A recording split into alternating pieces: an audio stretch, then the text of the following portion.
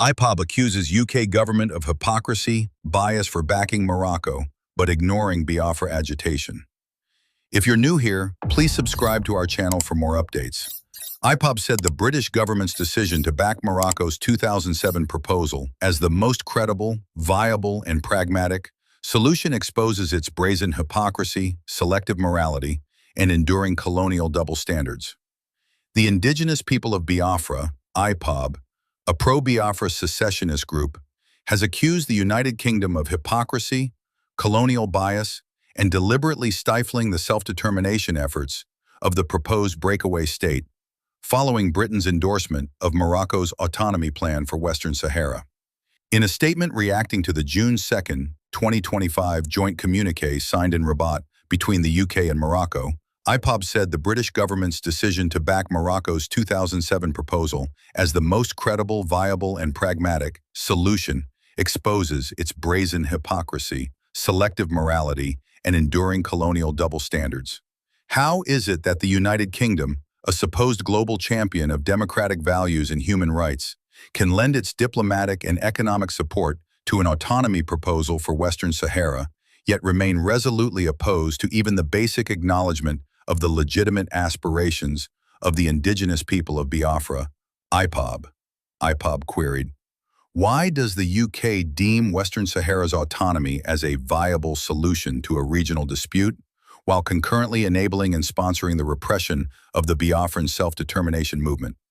According to the group, the same principles applied in supporting autonomy for Western Sahara, namely conflict resolution, regional integration, and respect for the will of a distinct people, apply even more forcefully in the case of Biafra. It said, yet Biafrans are criminalized, imprisoned, rendered across borders in violation of international law, and collectively labeled as terrorists for daring to articulate the same dream the UK now supports for Western Sahara. This contradiction is not merely theoretical. It is deliberate, strategic, and steeped in a dark legacy of imperial calculation, the statement added. IPOB traced what it described as the UK's hostility toward the Biafran cause to the Nigeria-Biafra War era, accusing the British government of complicity in mass civilian deaths. It said, during the 1967-1970 Biafran War, the UK government under Prime Minister Harold Wilson supplied arms, logistics, and intelligence to the Nigerian federal military government, fully aware that this support facilitated the blockade-induced starvation of over 2 million Biafran civilians, mostly children. British diplomats and media deliberately downplayed the genocide, branding it a civil war, all in the interest of preserving British oil interests in the Niger Delta. The statement also declared, Biafra's defeat was not only military, it was epistemic and economic. Britain actively discouraged any post-war Biafran reintegration that could have preserved the region's unique cultural, scientific, and industrial advancements. Decades later, Biafra remains marginalized, its people excluded from national development, and its intellectual leaders subjected to surveillance, arrest, or exile. This is no accident, it is continuity.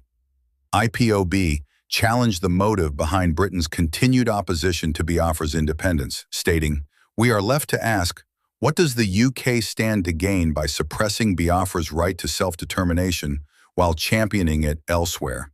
The answer lies in the old colonial playbook, divide and rule, exploit and extract." Biafra represents a threat not because of violence, but because of excellence. The region is Africa's intellectual powerhouse, brimming with scientific innovation, entrepreneurial energy, and democratic consciousness. A sovereign Biafra would rapidly ascend as a continental leader, thereby challenging the existing economic and political dependency frameworks carefully nurtured by former colonial powers like Britain. The secessionist group concluded by calling on the United Kingdom to end its hypocritical double standards and recognize the equal application of international legal principles to Biafra. It also urged the United Nations and African Union to investigate the UK's role in systematically repressing the Biafran movement while promoting autonomy elsewhere. Additionally, it called on all freedom-loving people of conscience to resist the revival of colonial oppression under the guise of diplomacy and to support the peaceful, democratic, and legal pursuit of Biafra's right to self-determination. Britain must understand that its time-worn tactics of suppression and subjugation will not stop the march of a people whose eyes are fixed on liberty, it said. Just as it now endorses a solution for Western Sahara, it must prepare to answer why it stands against Biafra, Africa's intellectual soul and spiritual compass. Please don't forget like, share, comment, and subscribe to our channel.